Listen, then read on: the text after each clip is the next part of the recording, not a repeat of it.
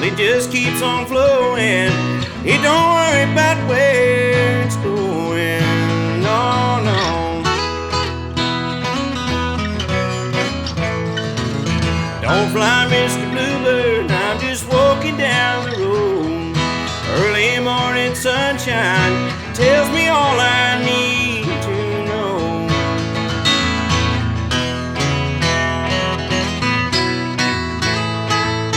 You're my blue sky, you're my sunny day. Lord, you know it makes me high when you turn your love my way. Turn your love my way, yeah.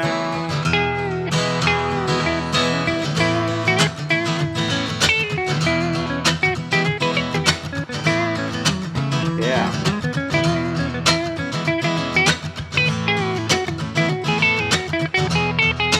Here we go, baby. You go for it.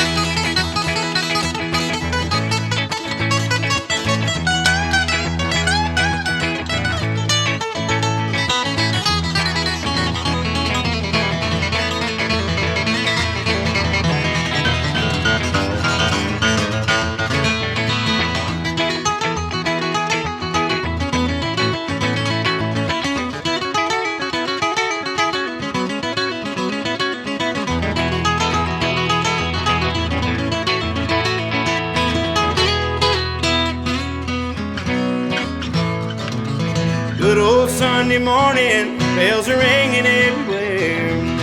Going to Carolina, won't be long till I'll be there.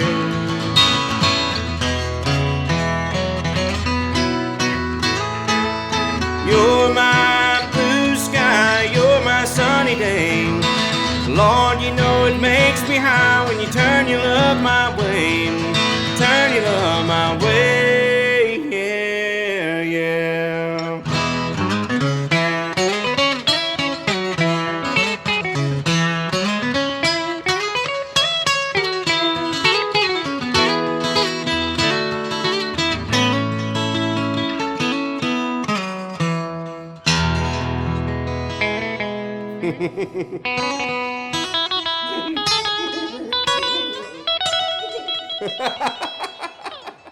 Oh, that was awesome. Hey, what's up, you guys? Marty Schwartz here with Marty Music, hanging out with one of my favorite guitar players, Trey Hensley. It's so nice to have you. I first saw Trey, crazy enough, I first saw him on social media, but then started following everything he did since then, and it's just right in my lane, man. It's super soulful, bluegrass, but you do a lot more than just bluegrass, and I'm so excited to have you here, so thank you for coming. Hey, thanks for having me, man. It's great to be here. So Trey Hensley, where'd you grow up? East Tennessee. All right. Jonesboro, Tennessee. And so you still live in East Tennessee? I do. I lived here for a while, and then moved back out east a couple years ago. It's about a 3.5 hour drive, which is a lot, but you know, I like being out there, and my family's from there, and I've got a daughter, so mine and my wife's family are both out there. It kind of helps when I'm on the road to you got have some more folks help and helping, family and stuff, and they have a good schools for your daughter and It was stuff. great. I mean, we lived in Hendersonville, which was great, and then you know, right during the middle of the pandemic, sold our place and went out east. When did you start playing guitar? I started when I was 10, and I'd gotten a guitar when I was 9, and I didn't really like it, you know, and just started playing when I was 10. It kind of clicked one Did day. you like bluegrass before you played guitar? I did. I grew up, spent a lot of time with my granddad. My dad played banjo when I was a kid. Well, I was just gonna say, And- where there's someone, an uncle, grandpa, Yeah. dad, like, I think yeah, everybody in East Tennessee owns a banjo. yeah, something. I know with you specifically, just watching you play, that there's more to it than you being a some kid going, oh, I think I'll take guitar lessons. Well, my dad was a banjo player, and then he's also a mechanic. And one day I just remember he kind of came in and played the banjo one last time, put it in the case, and sold it. Yeah. And but my granddad had a big record collection and a lot of like Flat and Scruggs and traditional country stuff, so Merle Haggard and George Jones and that kind of thing. But I'd really gotten into like Flat and Scruggs for some reason. Yeah. And that was sort of my gateway. And then there's a lot of bluegrass festivals, not so many now, but used to. This would have been like 2000, and there was a pretty big bluegrass festival in East Tennessee called Slagle's Pasture. Okay. They would always have. I mean, they had like Jimmy Martin and Charlie Waller that year. Did you do stuff where it was like, were they like competitions? That one was not. Isn't that? But that's a thing? pretty big thing. Like, yeah. I mean, even they still have them kind of all around. Bluegrass festivals are pretty notorious for that. I would say you're probably a judge now at some of those. I never entered them, and I don't even like judging them just because it's it's a weird thing. I did it one time. It's weird to judge art. It is, and even when I did it when I was, I guess I'd been playing a year, and I entered some competition at this festival, and I won. But I hated it. I hated every second of it. And so I never did another one. Yeah, and I don't like competition and art mixing together. Yeah. It's competitive as it is. It is, Forget actually having a competition. Well, it always felt weird because I mean, I don't like the way I play. So it's like, well, I feel like y'all like the way you play if you enter a competition. Right. My main goal when I started playing guitar was to learn like Flat and Scruggs, Earl Scruggs guitar style. Yeah. So a lot of Carter family stuff. And then, it was 2000, 2001, my parents were still rocking the AOL CD dial-up, so there was we had internet, but not really. Yeah. And I hadn't heard of Tony Rice, and this friend of mine gave me a CD or a burnt cassette tape. Yeah. Tony. One side was Tony Rice's Manzanita, and the other side was Church Street Blues. I remember me and my guitar always in the same key, and he's doing those fills. Yeah. Do you know?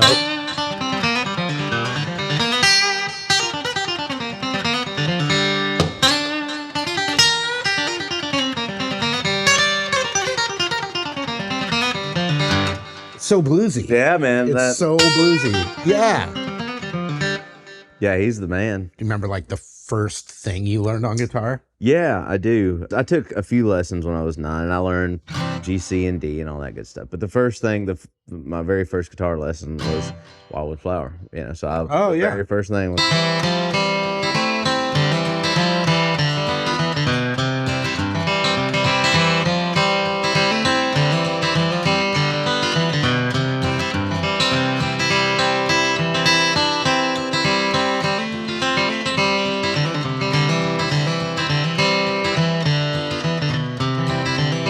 Kind of just like that. I mean, it hadn't changed. Did you plant your pinky down there sometimes? I do sometimes. It was a bad habit that started. I played a very little bit of banjo, so that kind of.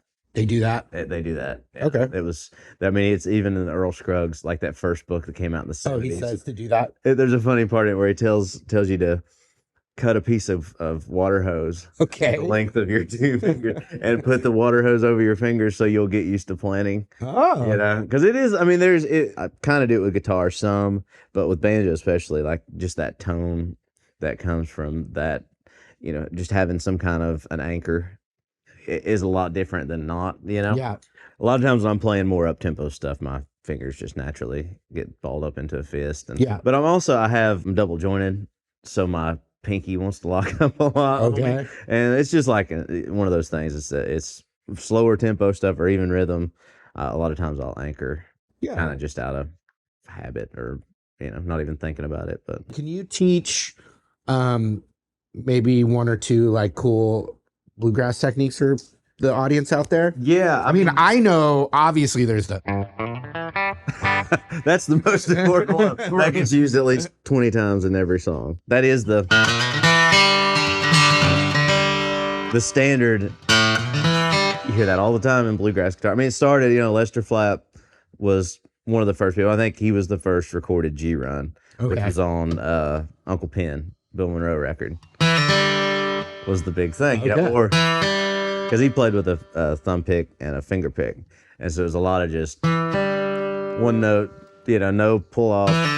I mean, it's been way advanced over the years. You had people like Jimmy Martin that had the long form.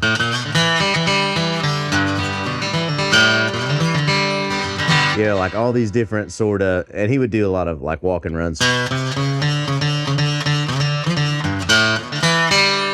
Yeah. And I mean, there's a pretty famous intro on a Jimmy Martin record to Freeborn Man, and where he just plays the hardest recorded strum ever. It's like, well, I was born in the Southland. It's like, man, you can just hear the strings of that guitar about to be ripped off, and then very hard. But then you got, in the 70s and 80s, you had Tony Rice, which really streamlined, and there was a lot of more blues to it. A lot of these upstroke, even playing it on the 4th fret, which was, up until that point had no one was there. Added that little bit. Even when you did your little syncopation there, like he was like funky. Yeah, there was so much. I mean, I feel like a lot of that rhythm stuff all goes back to Maybelle Carter, which, when she would play like every one of her downstrokes, which would have been with her thumb,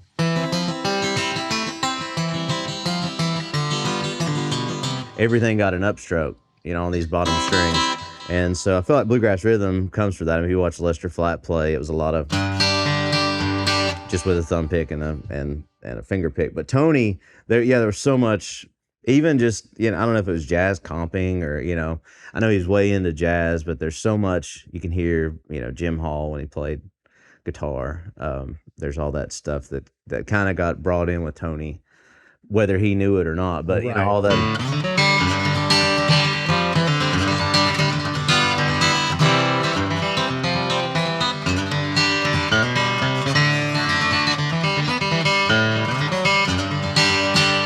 Very, syncopated sort of thing. Love it. For bluegrass guitar, for me, it all like comes down to the right hand stuff. Yes, tell me. It's the big thing. Tell me, like, sensei. Yeah,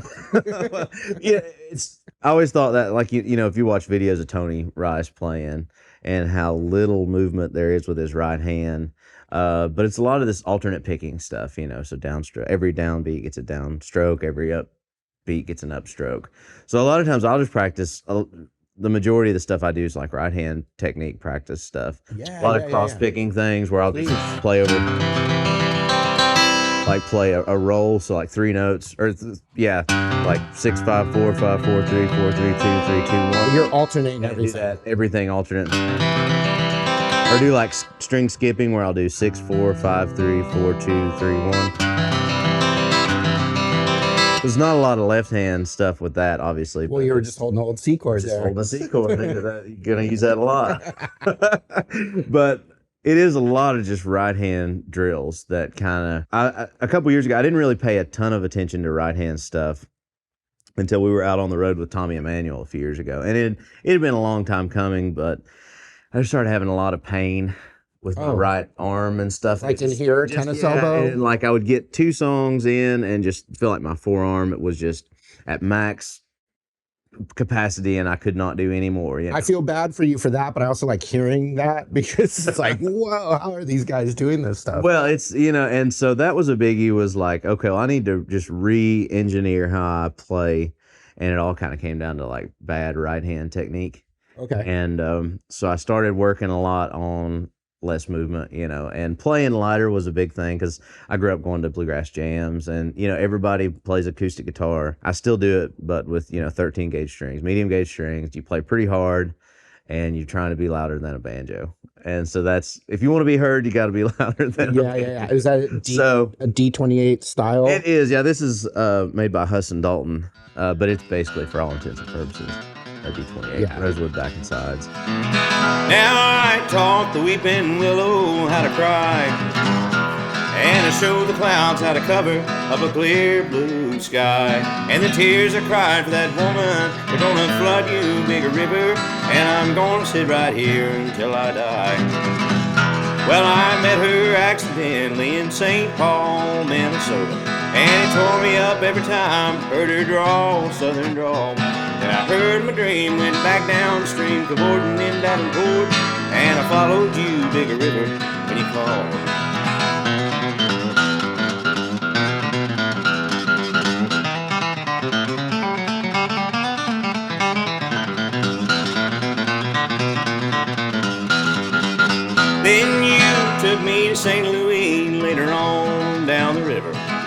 Freighter said she's been here, but she's gone, boy, she's gone. Then I found her trail in Memphis, but she just walked up the bluff. She raised a few eyebrows and went on down alone. Now won't you bat it down by Baton Rouge, River Queen, rolling on. Take that woman on down to New Orleans, New Orleans. Go on, I've had enough, dump my blues down in the Gulf. She loves you, Big River, more than me.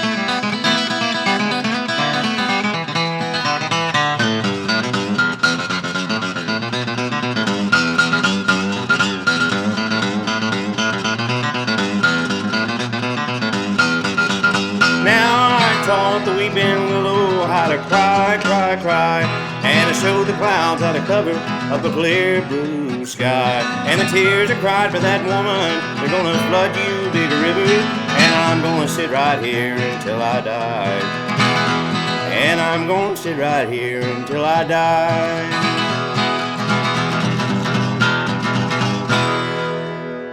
What's a song you wish you had written? The first thing I remember hearing that I really liked was the Rider from Europe 72. Ah. With because Jerry plays a very specific Ralph Mooney pedal steel licks. It's in D.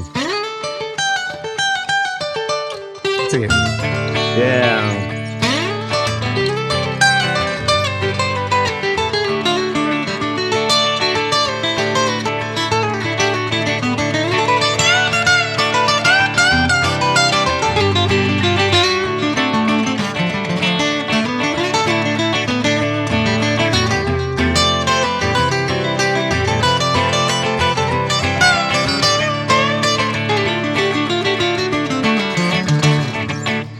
All that. Oh, yeah. Like, you listen to Waylon Jennings play Rainy Day Woman, you hear that lick. And that. Yeah, that's right. It all comes back to the Allman Brothers. But it's a very Cajun, like, Ralph Mooney got that from Cajun fiddlers. Okay. That whole like Rainy Day Woman, that era of Ralph Mooney's playing. But I heard that in Jerry, and that's like there was that instant like country music connection, and that was what kind of that was my in. And then like okay, well it all makes sense now. Yeah. And I think I got into Working Man's Dead, and obviously American Beauty. Yeah. Pretty I feel like they are the true Americana originators. And then on the back, on the back of Working Man's Dead, it says something about Jerry puts on there with respect to Buck Owens and Don Rich. And so it's like, okay, well this, this guy was listening to what I was listening to, just through a different 30 years later, 40 years later, That's so cool, those connections. Do you play electric at all? I do, yeah. I mean, of course you do, but like it's, it was one of those things. I started playing acoustic guitar and then I got into electric stuff and I kind of put the acoustic down for several years and just played kind of locally or what little bit I played. And I had a country band with my own name, and then I had like a little blues 3-piece rock and roll band. Love it. And did that. And then that's where I met this guy, Rob Ikes, and we started doing acoustic duo stuff. So that's been my main touring gig is that up until recently. And so, now I'm doing more band stuff. And so there'll probably be more electric stuff. All right. I do miss playing electric guitar because I've kind of been Were you like a Telecaster vibe? A lot of times, and I still kind of gravitate towards that because it's, the first thing that got me into electric guitar was Buck Owens, and there's a Carnegie Hall record, and the very first track is Act Naturally, and it's a really short guitar solo. But it. That's the whole guitar solo, but it's just the tone, or like it was Don Rich, and there's something about it that was just like I have to have a Telecaster and a Fender Twin and drive my parents crazy, and so I did a lot of that kind of country stuff for a while, and then got into the rock and roll sort of thing, and so I had to get a Les Paul and do the Jimmy Page thing. I love it. And so there's a lot of different things I like to do, and then of course being sort of Nashville based and doing sessions, you kind of get called for everything from, I play mandolin on records or play rock and roll guitar, slide guitar, or, obviously mostly acoustic guitar is my first call, but it's good to just have a lot of different influences. And I think bluegrass is kind of the ultimate of that because it goes back to, Bill Monroe in the 40s or whatever, and he had been listening to jazz and blues and everything else. So yeah, you can tell. Yeah, that original. What are like the 3 electrics you need? Would you go Tele Strat Les Paul, or would you do a 335? Like 3, if you could only have 3 electrics. If I can only have 3, I would go Tele Firebird Les Paul. Nice. All right. Or 335. Tele Firebird 335. I like 335 a little bit better than Les Paul. Yeah. Well, if you're really cranked, the 335 gives you some of that like in between, feedback and sustain. You can kind of get the Les Paul thing from a 335, but you can't really get 335 thing from a Les Paul. So I like 335. So Strats just I like Strats. I mean, right? Because I just said you only had 3, and if you have a Tele. Yeah, and a lot of times, like I have a love-hate relationship with Strats. Like I play Strats, and I own a Strat. And I play it quite a bit, but that middle pickup, I can't really do anything with it. It's like I love the 2 and 4 and Mark Knopfler and and obviously so many great Strat players. But me personally, like I always feel like I play too hard for the 2 and 4 position. Yeah. And then the bridge is so bright that it's like I always fight with them. So. Yeah. But I love Firebird, man. If I could only pick one, I'd probably pick Firebird. Nice. I like those mini humbuckers. Yeah. Tell me about this guitar. This is a Husson Dalton, so it's made in Staunton, Virginia. It's very much based on like a D28. And this is a Trey Hensley signature guitar. Trey Hensley signature guitar, and this is the first one, and they'll be out at I guess NAMM 25. This is the oldest guitar I own. Yeah, it's a 44. Okay. LG2. It's been my main sounds so different recording guitar. Okay. Because it's not as bright. Yeah, and it just records well. It's like sometimes you bring a dreadnought, and they just have to take everything out of it, And so this, a lot of times you just put a mic in front of this, and it's kind of ready to go.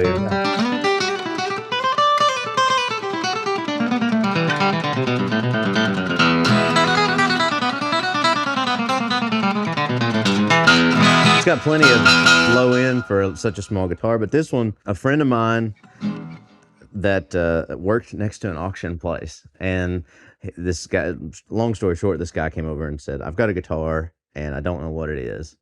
And so they called me to come look at it. And it had been, this lady had bought it new in 44 and put it in the case sometime in the 70s. And her granddaughter had just basically brought everything and she didn't want anything. So when I opened the case, it still had what I believe to be the original strings from 1944. I've never seen anything like it. They were just disintegrated except for the third string. And so inside the case, it had a little one packet of black diamond strings from probably the 70s. You know, she had changed one string and it needed some work, but it's been a great guitar, man. I've really enjoyed having this thing. It's so different from anything else I own too. I mean, it's nice to have a little small body guitar. Once again, I want to thank Trey Hensley for coming and ripping it up, melting my face. We're gonna have to scoop my face up. Is it just a skeleton right now, you guys? I can't see. Yeah, there's no monitor. We're gonna scoop my face up, glue it back on, kind of mold it back on. No, that was so awesome. We're gonna obviously leave links below for your social media, you know, everything you do.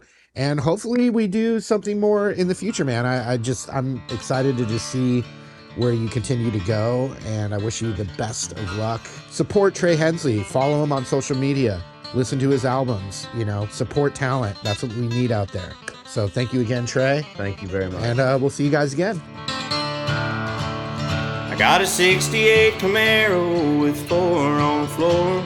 A rebuilt carburetor, man, that thing will roar. Well, it's a real head turner. It can fly and it can cruise. It can do damn near anything, but it can't outrun the blues. Well, I've been to foreign countries and across all 50 states. Well, I've met dignitaries and I've stamped license plates. Well, I'm no stranger to the highway, going anywhere I choose. But one thing I've come to know is I can't outrun the blues. I feel I'm hiding in the darkness and shining in the light. Every minute, every hour, they ain't far out of sight. Well, I thought I could get past them, but no matter what I do, I can't outrun the blues.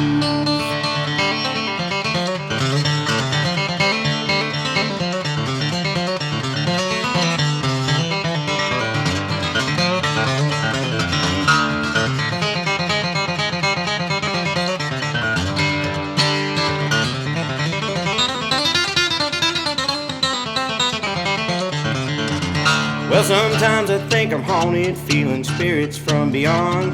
They show up to remind me of all that I've done wrong. Just when I think I shake them, your memory flips a fuse. It'll hold me down forever, 'cause I can't outrun the blues. I feel I'm hiding in the darkness and shining in the light. Every minute, every hour, they ain't far out of sight. Well, I thought I could get past them, and no matter what I do, I can't outrun the blues.